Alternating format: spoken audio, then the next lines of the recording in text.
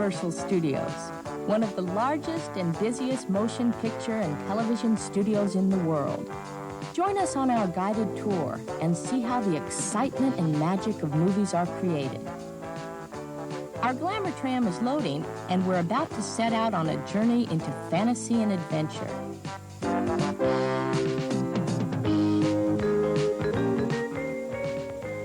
Our tour guide is Julie. Here's a good bird's eye view of Universal's fabulous back lot, where we're going to get a close-up look at what goes on behind the scenes in movie land.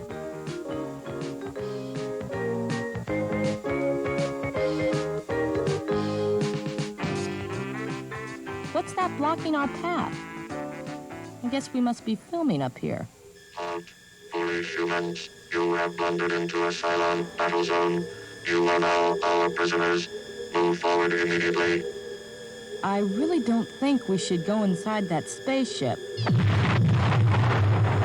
On second thought, maybe we should.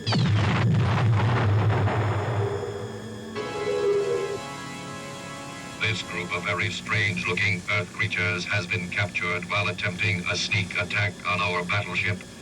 Foolish mortals, your fate is sealed. What is the standing order of your imperious leader? By your command, the total extermination of the life form known as man. Our position here has been discovered. More humans may follow. Prepare for liftoff. 10, 9, 8, 7, 6. In the name of the 12 colonies of man, I demand the release of the humans.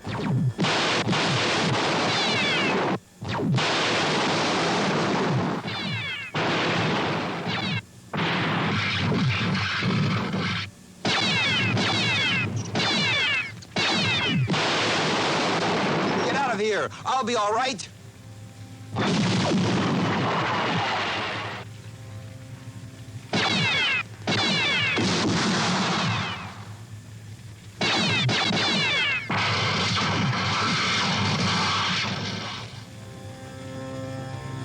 Thanks to our brave colonial warrior, we've just survived the Battle of Galactica. It's not every day that you need to be rescued from alien invaders firing laser guns. Hey, there's a house on fire!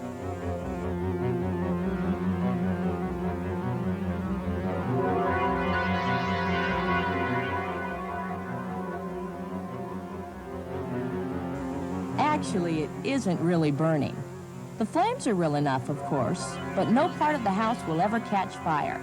It's just a good example of movie special effects, and only one of many we're going to see on our studio tour.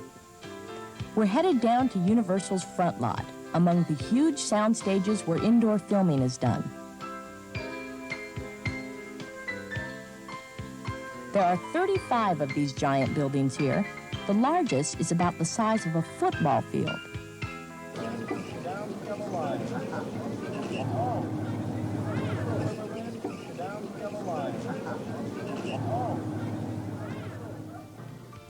But our first stop is a small bungalow.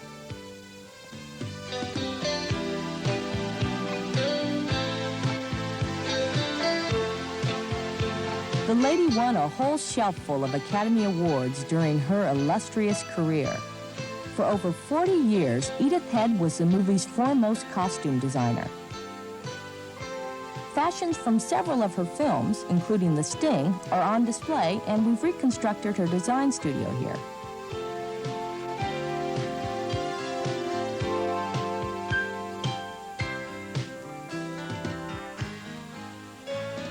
Our next stop is the special effects stage, presented by Eastman Kodak Company.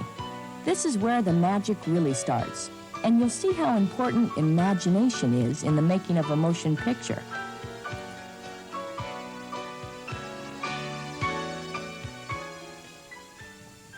Back in the 30s, when both movies and audiences were a little less sophisticated than they are now, a model like this was used for Buck Rogers' Spaceship.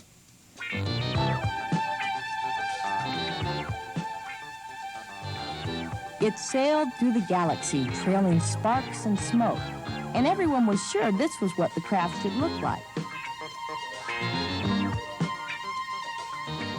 In Battlestar Galactica and other recent space adventure films, the hardware was a lot more sophisticated. Nobody's ever seen a dinosaur, but these highly detailed models are built on articulated frameworks so they can be moved and filmed, one frame at a time, in a very convincing prehistoric fight scene. But realism isn't always the goal of the special effects people. Sometimes they just like to surprise us.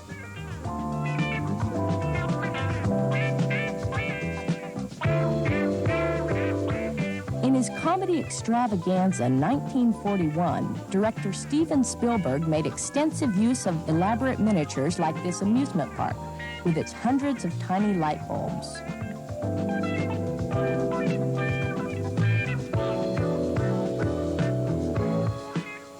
After some complex optical work in the laboratory, the model of this craft will appear to glide through the depths of space.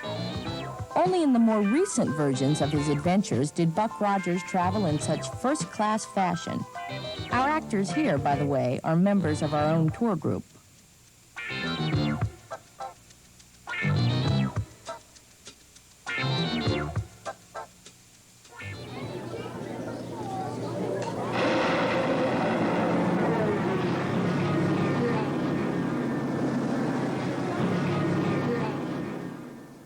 Back on board the Glamour Tram again, we resume our tour of the studio.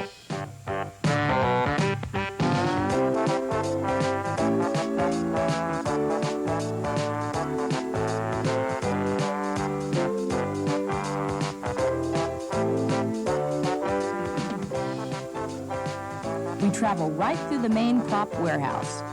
It's over an acre in size and contains more than 5 million props, the largest collection in the industry.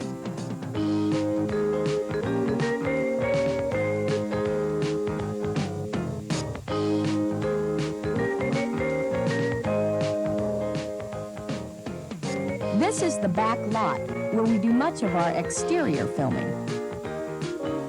Here on Brownstone Street, many movie scenes of city life have been shot, including Lady Sings the Blues and The Sting, which won the Oscar for Best Picture in 1973.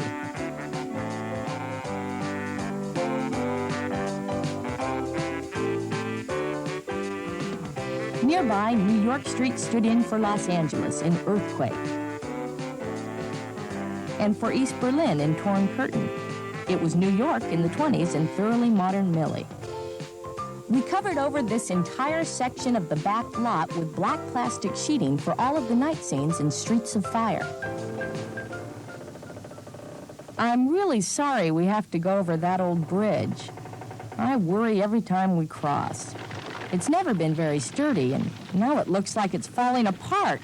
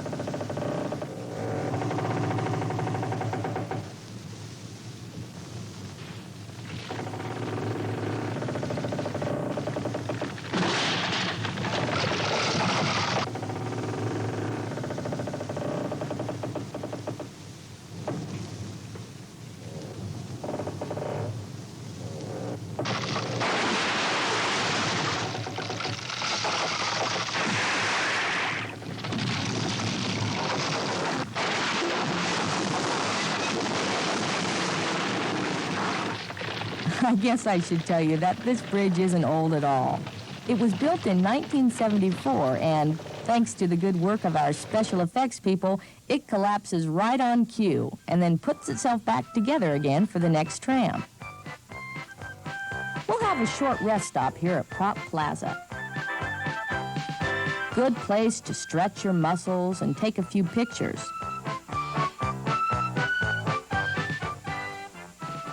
You'll see some giant props here from The Incredible Shrinking Woman and other movies.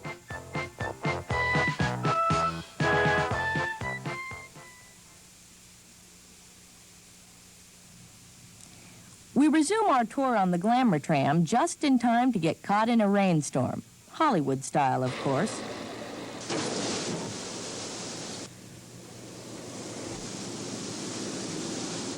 Look! It's a flash flood!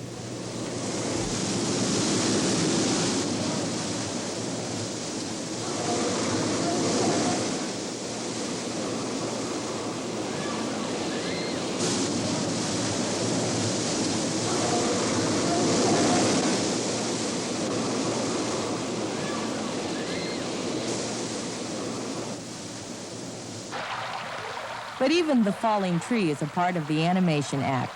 Our flood is created when 10,000 gallons of water are released from huge tanks on the hill above. The water will be pumped back up to the tanks again in about 90 seconds and ready whenever the next flash flood may be called for.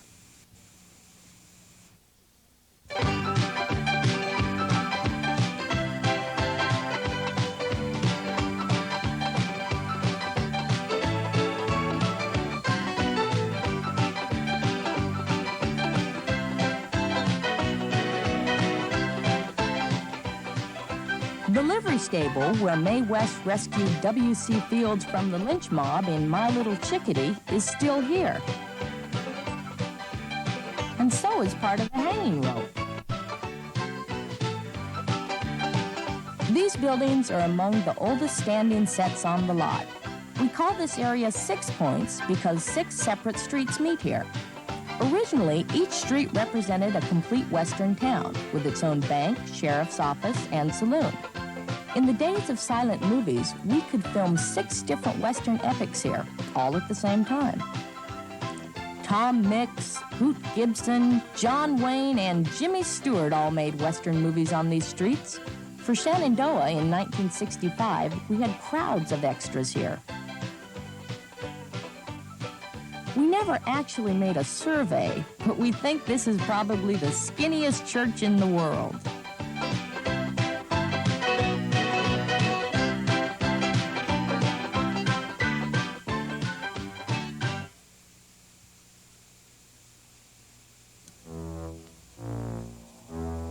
Gee, there's a submarine.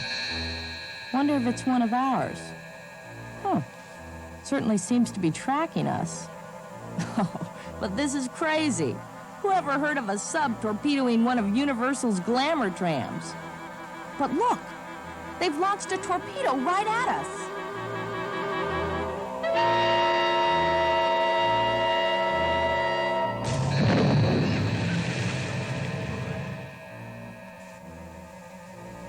Well, they missed us. But take my word for it, our problems aren't over yet. Now our road is blocked by water. But since this is Universal's version of the Red Sea, we should probably get busy and part it.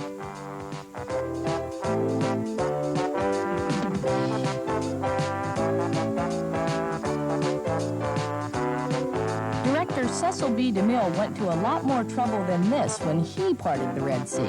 Not once, but twice, in Paramount's 2 versions of the 10 Commandments, in 1923 and 1956.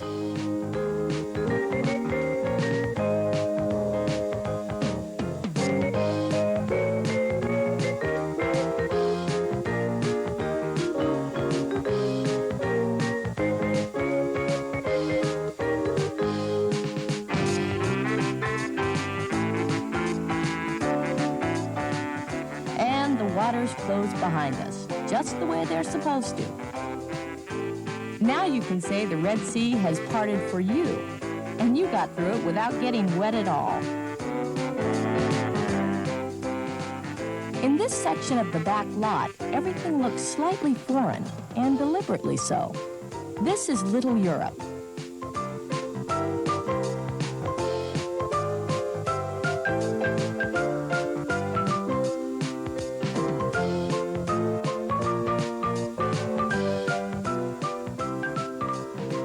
By simply changing the shop signs, props, and automobiles, we can turn this area into a small village in almost any European country. Both Frankenstein's monster and Dracula terrorized the townspeople here. All Quiet on the Western Front, the Academy Award-winning film of 1929, and dozens of other movies and TV programs have been shot in part on these cobblestone streets.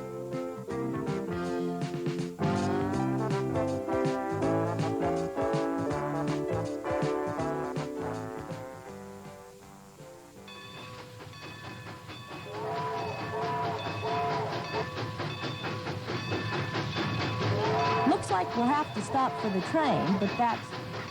Hey, we're not stopping. We're going to race it.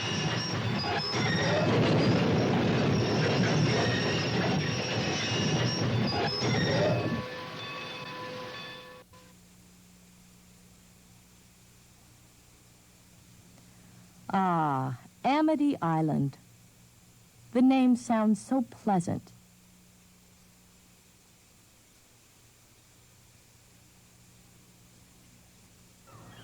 Things will surely be a little more peaceful here in this quiet village on the coast of New England.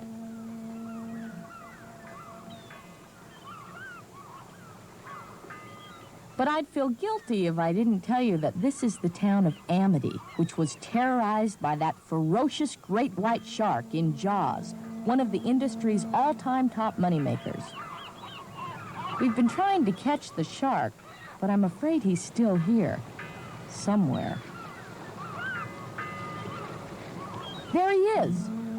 Hey, look out!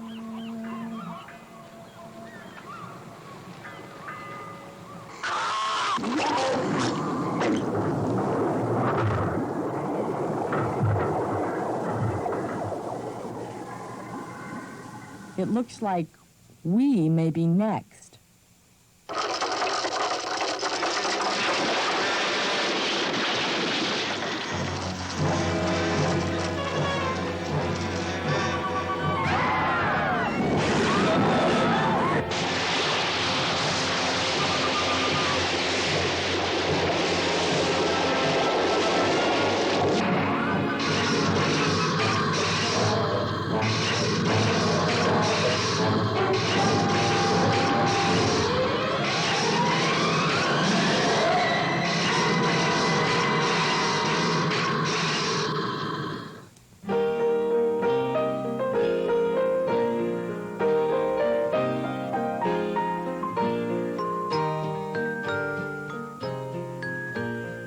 This was once the famous home of the Munsters, a popular TV series of a few seasons back.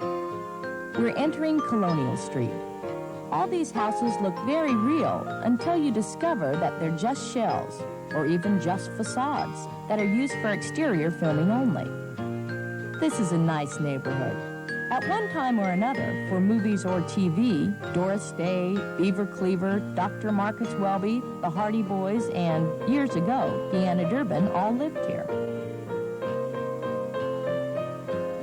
Probably our most famous resident was the star of Bedtime for Bonzo, Ronald Reagan.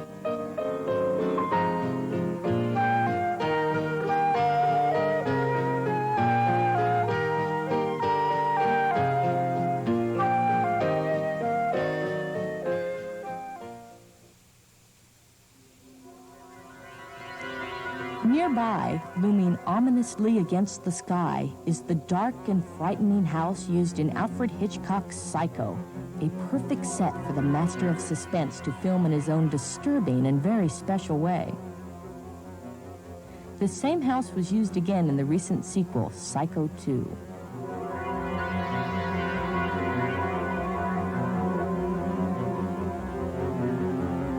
I bet you didn't realize it, but we've been climbing steadily. The elevation here is over 10,000 feet, by far the highest point on the lot. The only way we can get safely through the glacier on the other side of the mountain here is via the ice tunnel ahead. This road is often closed by avalanches, so we'll have to be careful.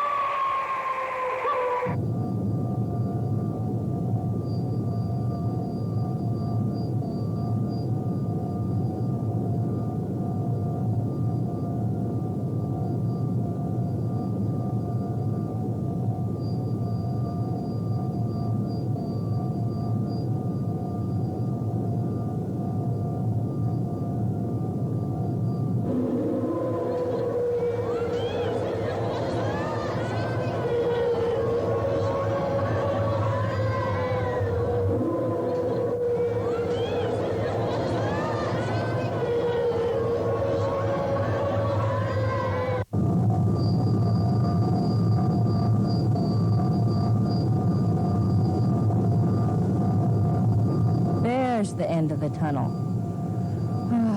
Looks like we're going to make it after all.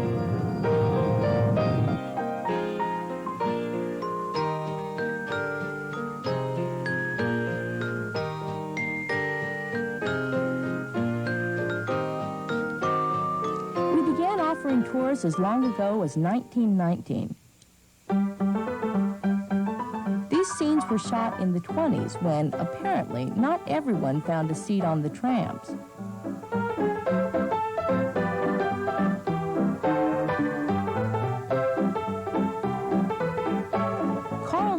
President of Universal Studios then, had bleachers set up so tourists could watch movies being made. The coming of sound changed all that, and the tours were discontinued. Universal revived them in the early 60s.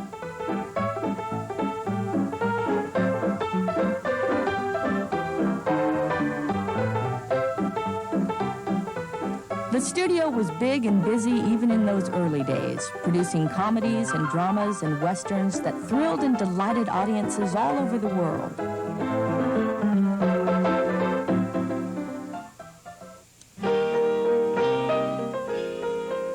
We look a lot different today, but we like to think we're still doing that exact same thing.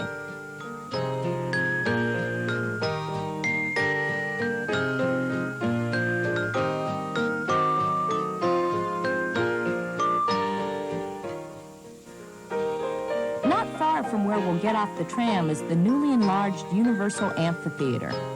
This theater draws capacity crowds in the evening when superstars of the entertainment world appear here in concert.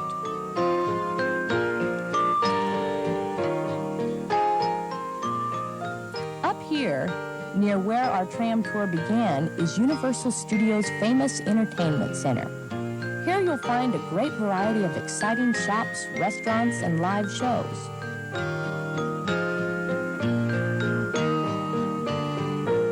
There's a motion picture and television museum exhibiting unusual props and memorabilia from historic films of Hollywood's past. These are rare items you'll see nowhere else.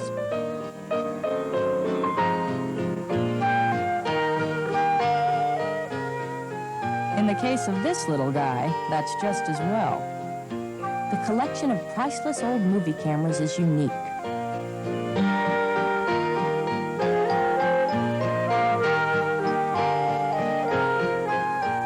In our screen test comedy theater, we present one of the wackiest and funniest chase scenes ever concocted. We cast about 35 people right out of the audience to play starring roles. The show begins with a bank robbery in the Old West.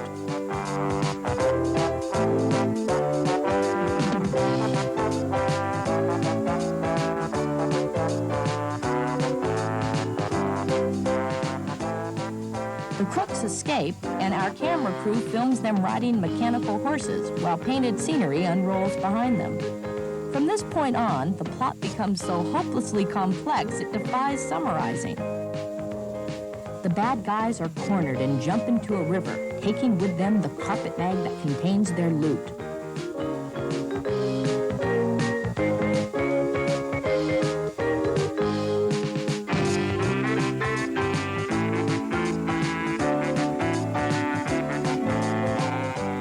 Nothing is spared to bring you a spectacular production. And along with our leaky rowboats and acrobatic airplanes, you're sure to see some first-class comic talent.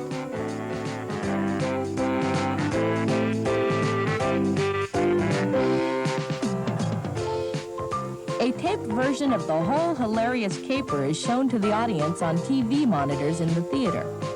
The show ends with a custard pie fight of classic proportions.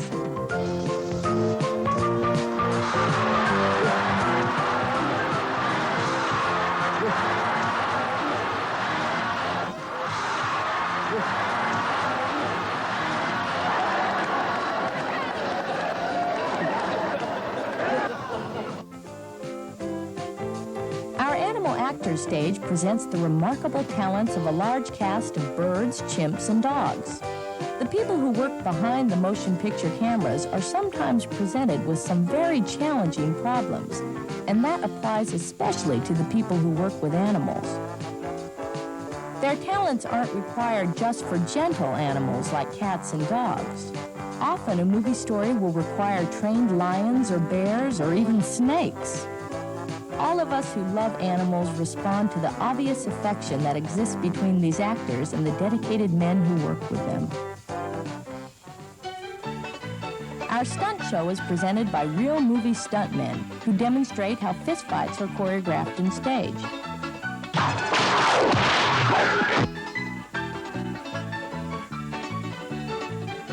We see a rawhide whip used by an expert just as it might be done in a Western, with the good guy versus the bad guy. When the cowboy in the quicksand asks for a rope, his buddy gives it to him. Although these superb action scenes are presented in a Western setting, comparable stunt work may be needed for almost any kind of film, from horror movies to romances to space adventure.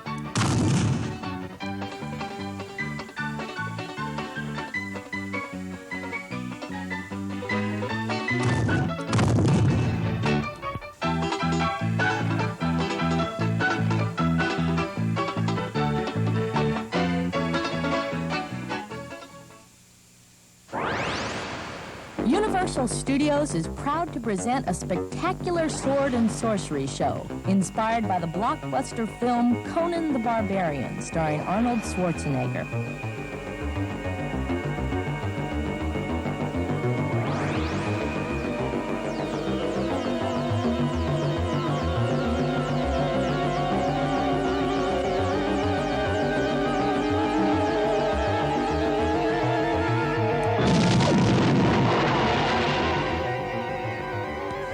We have wizards and warriors, stalwart heroes and brave heroines, all mounted in one of the most astonishing stage presentations ever.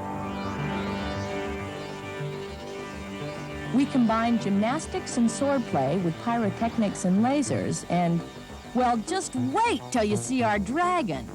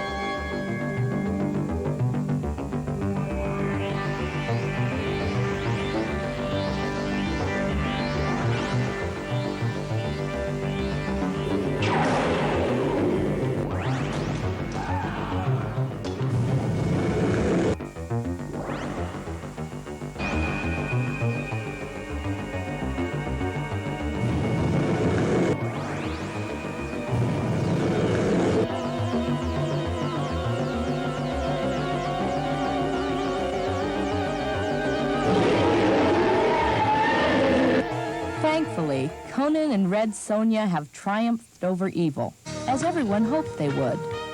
Here and elsewhere at Universal Studios, we've had a glimpse behind the scenes of Hollywood. The fun and excitement we've had here are all part of the best entertainment on Earth, the magic of the movies.